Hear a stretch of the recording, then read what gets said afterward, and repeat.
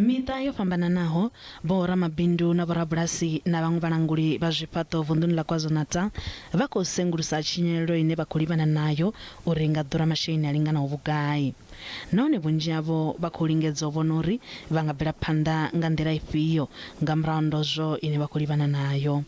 Masinḓa Mbilo kha nyimele iyi ndi uri vundu iḽi ḽo vha ḽi tshi kha ḓi lingedza u vusuludza ikonomi nga murahu ha tshiwo tsha COVID-19 na nga tshiwo tsha u hombokiwa mavhengeleni nga ṅwedzi wa Fulwana.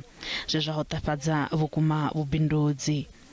Any impact in our GDP, which is caused by lack of productivity, which may be 1 day, 2 days, 1 week. If you don't produce in any business for a day, you lose money.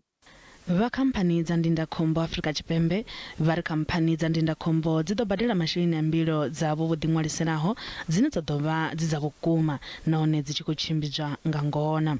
Almost 5 years ago, there was the same event in KZN where there were severe floods. I think they occurred around November.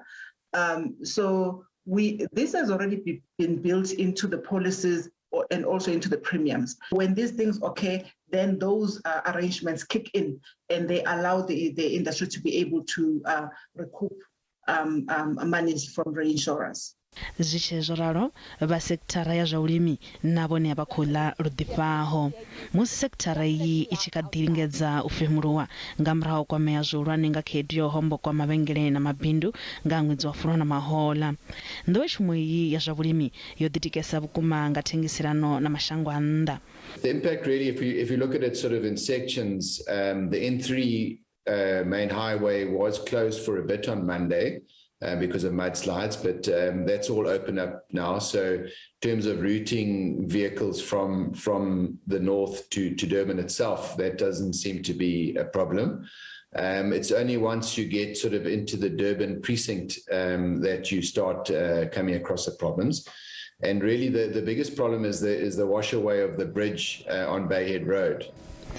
Khamphani dza u rengisa oili na dzone dzi khou kwamea nga tshiwo ishi musi nḓila nnzhi u mona na vhuimangalavha dzo valiwa.